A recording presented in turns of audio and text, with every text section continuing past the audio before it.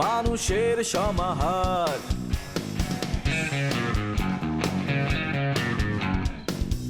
ভেতর আর বাহিরে চলছে উৎসব অপেক্ষার। এই শহরের হাজারো বাড়ির মতো নিয়ে হাসি কান্নার গল্প যত। এই শহরের হাজারো বাড়ির মতো নিয়ে হাসি কান্নার গল্প যত। প্রতিবার এখানে বেজে যায় কলিং বেল।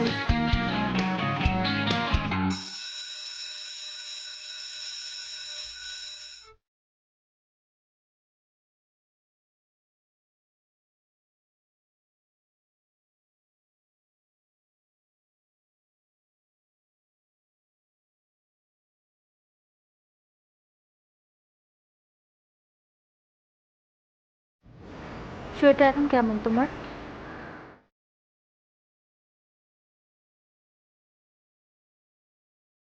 তুমি তো সকাল থেকে কিচ্ছু খাওনি, কিছু খেয়ে না? না, খেতে ইচ্ছে হচ্ছে। আচ্ছা, তুমি যদি এরকম করে সারাদিন কিছু না খেয়ে মন মরা হয়ে পড়ে থাকো, তুমি তো অসুস্থ হবে।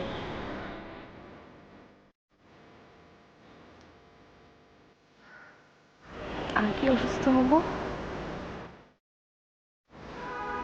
দেখো, যা হয়ে গেছে সেটা একটা অ্যাক্সিডেন্ট, সেটার উপরে তো আর কারো হাত নেই, তাই না? এখন এটা ধরে বসে থেকে যদি তুমি এভাবে না খেয়ে সারাদিন মনমরা হয়ে পড়ে থাকো, এটার এফেক্ট তো বাসার সবার উপর পড়বে, তাই না? সবাই মন খারাপ করবে, সবাই কষ্ট পাবে। তোরা তো নিজেকে ঠিক রাখতে হবে, ভাবি। আচ্ছা, আমি আর একটু সাবধান নিলে নিশ্চয়ই এসব হতে পারে। এটা তোমার কোনো দোষ নেই, ইনফ্যাক্ট কারো কোনো হাত নেই। তুমি এসব কথা বাদ দাও তো। তুমি এক কাজ করো, তোমার কিছু করা লাগবে না, আমি তোমাকে একটু খাইয়ে দিই। না, প্লিজ, আমার না খেতে ইচ্ছে হচ্ছে। তোমার কোনো কথা আমি শুনবো না, তুমি বসো, একটুখানি খাও, আমি হাতে একটু খাইয়ে দিই, তুমি একটু খাও। এত বেশি টেনশন করবে না। তোমার চেহারা দেখেছো? নাও। ভাবি, ভাবি,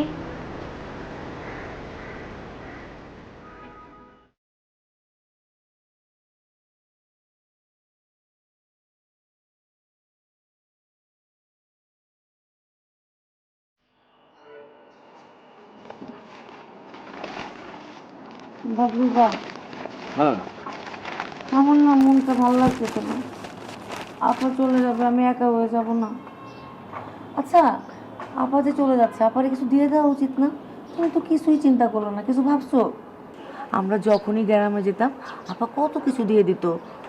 খেতের সবজি দিয়ে দিত, পুকুরের মাছ দিয়ে দিত, গাছের ডাব দিয়ে দিত, কত রকম পিঠা টিঠা বানায় দিয়ে দিত। আপারে খালি হাতে কি পাঠানো যায়? আবার দেখো, আমরা যখন না যাই, কোনো লোক ঢাকায় আসবে শুনলে আপা তার হাতেও কত কিছু দিয়ে দিত। মনে নেই গত বছর 1 বস্তা লাল চাল পাঠাইলো। আপার এইভাবে কি পাঠানো যায়? কিছু চিন্তা করো নাই? আরে ধুর, আপার তো সব কিছুই আছে, কি দিবা আবার? আর ঢাকা শহরে যা কিছু পাওয়া যায় সব কিছু যশোরে পাওয়া যায়। ঢাকায় তো সব বাসি জিনিস, যশোরে একেবারে টাটকা। আচ্ছা ঠিক আছে, একটা কাজ করি, আপারে একটা দামি শাড়ি কিনে দেই, আর দুলাভাইরে দামি পাঞ্জাবি পাজামা কিনে দেই। খুব খুশি হবে দুলাভাই। কেন, আমার বোনের কি শাড়ির অভাব আছে? না আমার দুলাভাই খালি গায়ে থাকে? তোমার মতো কিপটা না আমি জীবনও দেখি নাই, বুঝছো? যতই থাকুক, বললাম না বাপের বাড়ি জিনিসের মধ্যে আলাদা একটা শান্তি পায় মেয়েরা। এগুলি বুঝবা কিভাবে? আমার বাপের বাড়িতে থাকলে কি আমার কম জিনিস দিত? আর বাইরে থাকতে কি কম জিনিস দিছিল? ঠিক আছে, শাড়ির কাপড় লাগবো না। দেখো, একটা কাজ করি, আজকাল তো এই 10-15 হাজার টাকার মধ্যে সুন্দর সুন্দর মেয়েদের কানের দুল পাওয়া যায়, স্বর্ণের টপ পাওয়া যায়, রিং পাওয়া যায়। আবার এক জোড়া রিং কিনে দিই। আরে আপার বাঁচবে কয়দিন যে তার স্বর্ণের দুল দিতে হবে? আর এই ঠিক আছে, স্বর্ণের দুল পরে আপা বাসে যাবে, সাথে তুমি একটা কাজ করো, একটা বিমানের টিকিট কিনে দাও। আপা একেবারে বিমানে করে বাড়ি চলে যাবে।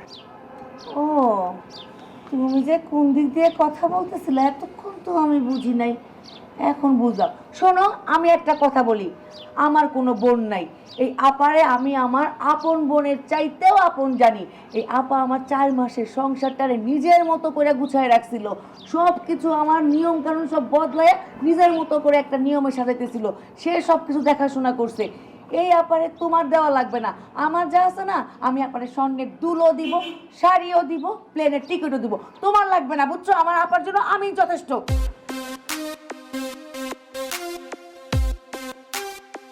এটা কোনো কাজ হলো বলেন তো ভাইয়া? এই যে নিকুল ভাই কাউকে কিছু না বলে কানাডা চলে গেল, এটা কোনো মানে হবে? তাদের সমস্যা কি? উনি চলে গেছে তো ভালো হয়েছে। একটা ডিসগাস্টিং বিষয়, পুরো আপাদমস্তক ডিসগাস্টিং। যে তোমার সাথে কেমন কেমন করে যেন কথা বলতো, আমি এটা নিতে পারতাম না, বুঝছো? মানে কি একটা স্বভাব না, ঘেসে ঘেসে কথা বলা। উনি চলে গেছে, আমি একেবারে আমার দমটা ফিরে পাইছি। চলে যাওয়াতে কি হয়েছে জানো? মনে করো এখন তোমাকে নিয়ে আমি ইট কাঠের দেয়ালে আর বন্দি থাকি না, মুক্ত বিহঙ্গের মতো ঘুরে বেড়াই। মাথার উপরে আকাশ, আর সামনে নদী, আর পাশে তুমি। উফ, কি যে ভালো। আপনি সাগর কোথায় পেলেন ভাইয়া? কেন? তোমার চোখে। ভাইয়া আপনি না অনেক মজা করে কথা বলতে পারেন। মজার মানুষের সাথে তো মজা করেই কথা বলে। এই যে নাদিমের সাথে কি মজা করে কথা বলা যায়? শোন, তুমি হাসবে না। কেন? আমি আসলে নিতে পারি না। কেন নিতে পারেন না ভাইয়া? আসলে তোমার যে কিভাবে বলবো, শোনো, ওই যে মিষ্টি আছে না, মানে মিষ্টি প্রচুর পরিমাণে খেলে কি হয়? ডায়াবেটিস হয়, রাইট? সো অল্প অল্প খেতে হয়। আর তুমি যদি মানে সবসময় হাসতে থাকো, তাহলে হাসিটার কিন্তু মূল্য থাকবে না। তোমার হাসিটা কিন্তু অনেক সুন্দর। সো তুমি কি করবা? সকালে অফিসে ঢোকার আগে ছোট্ট করে একটা হাসি দেবা, আবার বের হওয়ার সময় ছোট্ট করে একটা হাসি দেবা। এই যে সকালবেলায় ঢুকে একটা হাসি দেবা, ওই হাসিটা কি হবে জানো আমার জন্য? মনে করো 8 ঘন্টা আমরা ডিউটি করি, এই 8 ঘন্টার এনার্জির ফুয়েল হিসেবে কাজ করবে। আবার যাওয়ার সময় যখন একটা হাসি দেবা, মনে করো পরের দিনের অফিসে আসা পর্যন্ত যে সময়টা আমি অপেক্ষা করব, ওইটার ফুয়েল হিসেবে কাজ করবে। ভাইয়া আপনি না অনেক মজা করে কথা বলতে পারেন। হ্যাঁ হ্যাঁ, মজার মানুষের সাথে তো মজা করেই কথা বলবো। এই যে নাদিমের সাথে কি মজা করে কথা বলা যায়? এবার বলো, দেখো তুমি আর হাসবে না। সত্যি কথা বলতে আমি না কখনো ভাবতে পারি না আমার সাথে এরকমটা হবে। সব কিছু জানিস ঠিক ছিল, আমি তো মানে আমার এন্ড থেকে টেক কেয়ার করার কমতি রাখি নাই, সব কিছু করেছি। হয়তো আমি শোরুম নিয়ে একটু ব্যস্ত ছিলাম বলে সবসময় বাসা থাকতে পারতাম না, তারপর যতক্ষণ সময় থাকতাম ওরই টেক কেয়ার করেছি, খাবার দাবার ঔষধপত্র সব কিছু হাতে তুলে খাইয়েছি। আমি হয়তো ডাক্তারের কাছে রেগুলার ওর সাথে যেতে পারতাম না, কিন্তু যখনই সময় পেয়েছি আমি গিয়েছি সব কিছু দিয়ে। তারপরে এত বড় একটা ইনসিডেন্ট আমার সাথে ঘটবে আমি সত্যিই বুঝতে পারিনি এটা কি করে হলো। শোন দোস্ত, তুই নিজে ভেঙে বললে তো হবে না। এখানে তোর অনেক দায়িত্বের ব্যাপার আছে, তোর ফ্যামিলির ব্যাপার আছে। তুই নিজে ভেঙে বললে তো এটা আরো অনেক বড় ঝামেলা তৈরি হয়ে যাবে।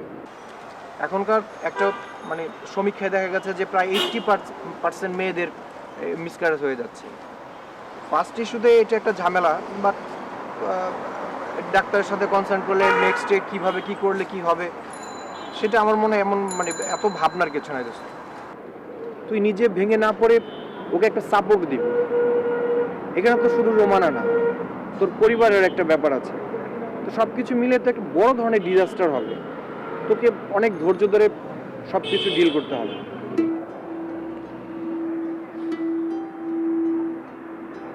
জানি না কি করব, সত্যি আমি বুঝতে পারছি না এরকম সিচুয়েশন কিভাবে হ্যান্ডেল করতে হয়। এর আগে তো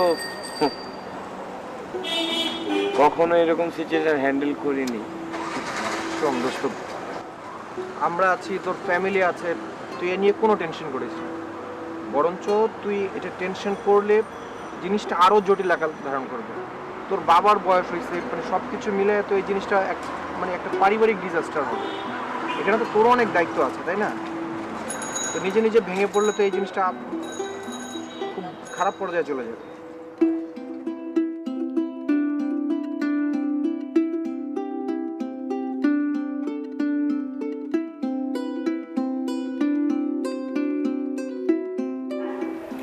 আপা আপনি ছিলেন, আমার সংসারটা কেমন বদলাই গেছিল। আপনি চলে যাবেন, আমার আর ভালো লাগতেছে না। আমি কেমনি একা একা আবার সামলাবো, অভ্যাস হয়ে গেছিল না আপনার সাথে। আরে বাবা, সারাক্ষণ তোমার সংসারে থাকলে আমার হবে বলো দিন? আমার সংসার নেই। হ্যাঁ আপা দেখি দেখি। ওই দিকটা কি নিয়ে কথা হচ্ছিল মা? ওই যে তোমার ফুপু চলে যেতে চাচ্ছে, তার নাকি সংসারে ঝামেলা আছে, যেতে হবে। তাই নাকি ফুপু? কেন আপনি চলে যেতে চাইছেন কেন? ও মা, যাবো না? 3-4 মাস হয়ে গেল এখানে আসি, হবে না 3-4 মাস? আমারও তো সংসার ধর্ম আছে বলো, সব গোছ কাজ করতে হবে না ওখানে যে। তোমারও অনেক কষ্ট দিছি মা, কিছু মনে করে না। হ্যাঁ, কি কষ্ট দিচ্ছে? কষ্ট দিছি না, যখন তখন বলেছি যে এইটা করো ওইটা করো, আমারে মানে এইটা ঠিক হচ্ছে না। হ্যাঁ আপা, দিছেন তো কষ্ট।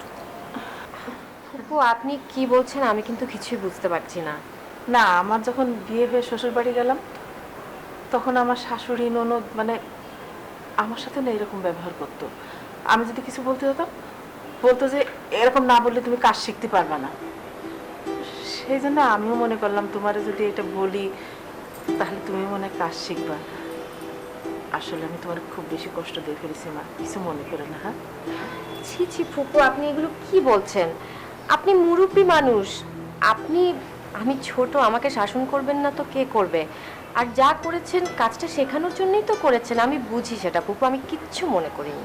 না গো মা, তারপরেও আমি তোমার অনেক বেশি বকে ফেলেছি, অনেক কষ্ট দিছি।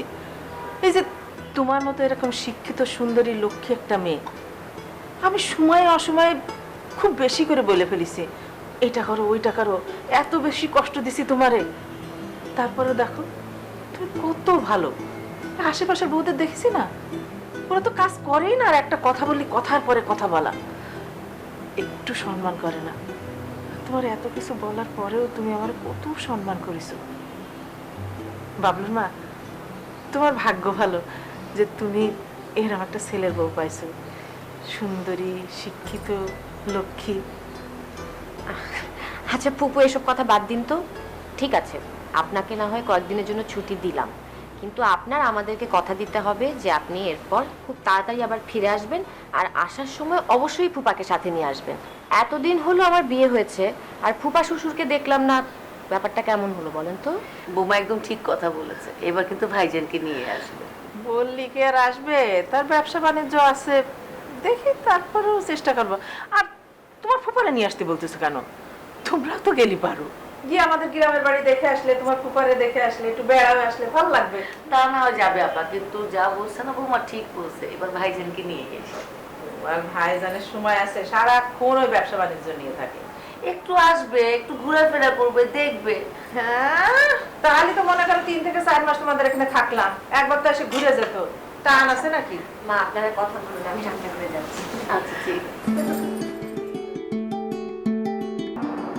তুমি মনমরা হয়ে থাকলে ওই কথা, একটা ঘটনা তো ঘটে গেছে, এখন এই ঘটনা বাদ দিয়ে সামনের দিকে আপনার আগাইতে হবে। দেন প্রতি বছর উপকূলের যে অঞ্চলগুলো আছে, কক্সবাজার, কুয়াকাটা, খুলনা, বরিশাল, এখানে প্রতি বছর ঝড় তুফানে ওই এলাকার মনে করেন যে বাড়ি ঘর মানুষ একদম নিঃস্ব করে ফেলায়, হাজার হাজার জেলে মারা যায়। তারপরে কি তাকে জীবন থাইমা থাকে? তারা কি নতুনভাবে জীবন শুরু করে না? তারা ইচ্ছা করলে পারতো, যখন বাড়িঘর না করে ঢাকা শহর চলে আসলো, তারা সেটা করে। তারা ওখানে আবার নতুন করে বসতি করে, আবার মাছ ধরতে যায়। তো জীবন তো থাইমা থাকে না। এখন বাবা, আপনি আপনার জীবনটা এই জায়গায় আটকে রেখেন না, নতুন করে শুরু করেন, আবার নতুন করে সব কিছু হইব।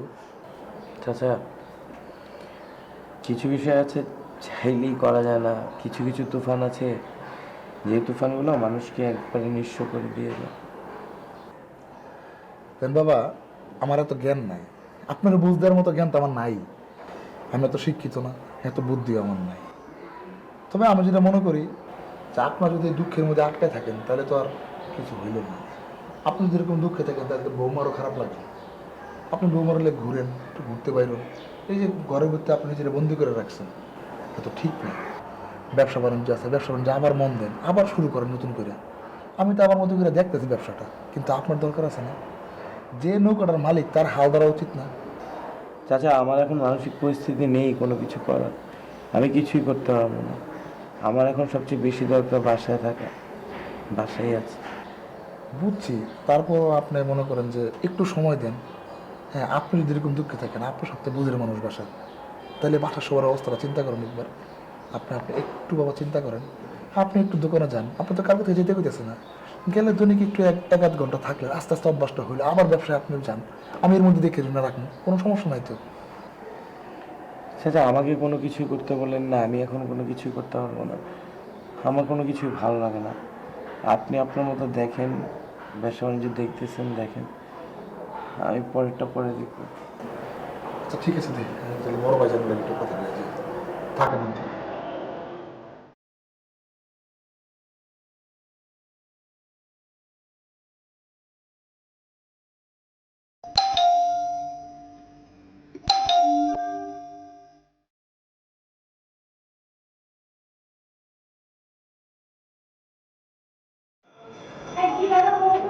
আমি কখন থেকে তোমাকে ফোন ট্রাই করছিলাম, আমার খবর নাই, নেটওয়ার্ক ফোন দিতে পারো? এতটা ফোন ধরে আমি তোমাকে ফোন করছি, তুমি কখন গেছো? না কোনো ফোন, না কোনো কিছু, আমাকে টেনশন হয় না? ফোন করো না কেন? হতেই পারে রাত, আমি জানি তুমি কাজে বিজি আছো, তুমি তাই বলে তুমি ফোনটা ধরবে না? নিশ্চয়ই কোনো সমস্যা ছিল। কি সমস্যা ছিল যে ফোন ধরতে পারছিলা না? দেখো, আমি অফিসে যখন থাকি আমি তো শুধুমাত্র মোবাইলে কনসেন্ট্রেট করি না, তাই না? আমাকে মিটিং করতে হয়, নানা লোকের সাথে কথাবার্তা বলতে হয়, কখন ফোন আসে না আসে আমি তো সেটা খেয়াল করি না। তাছাড়া তুমি ফোন করতে করতে মোবাইলে চার্জ চলে গেছে। তোমার চার্জ চলে যায় কেন? তোমার টেনশন হয় একটু আমাকে নিয়ে? তোমাকে নিয়ে তো আমার অনেক টেনশন হয়। দেখো, আগে যখন ছিলাম যে বাসায় অনেক মানুষজন ছিল, সবার সাথে থাকতাম, আমি তো টেনশন করতাম না। প্লাস তোমার আন্ডারে যারা ছিল ওদেরকে আমি ফোন দিয়ে তোমার খবর নিতাম। এখন আমি কাউকে ফোন দিয়ে তোমার খবর নিতে পারি না। আমি আগে কি পরিমাণ টেনশন করি, আমি একা থাকি বাসায়। তুমি বোঝো না একা থাকতে ভালো লাগে? আমার ভালো লাগে না একা থাকতে। ও মাই গড, কি বলছো পারুল? তোমার একা থাকতে ভালো লাগে না? আমি তো জানতাম যে তুমি একা থাকতেই ভালোবাসো, আত্মনির্ভরশীল মেয়ে। বাই এনি চান্স তুমি কি আমাকে খোঁচা মারার চেষ্টা করছো? সেই সামর্থ্য কি আমার আছে? খোঁচা আমি মারি না, খোঁচা মারতে আমি চাই না। আর শোনো, একসাথে দুটো জিনিস হয় না। হয় তোমাকে একাই সময় কাটাতে হবে, আমাকে ছুটতে হবে টাকার পেছনে, ব্যবসার পেছনে। আর যদি আমাকে ঘরে বসিয়ে রাখতে চাও তাহলে এত কিছু বলা যাবে না। ডিনার করিনি, খাবার দাও।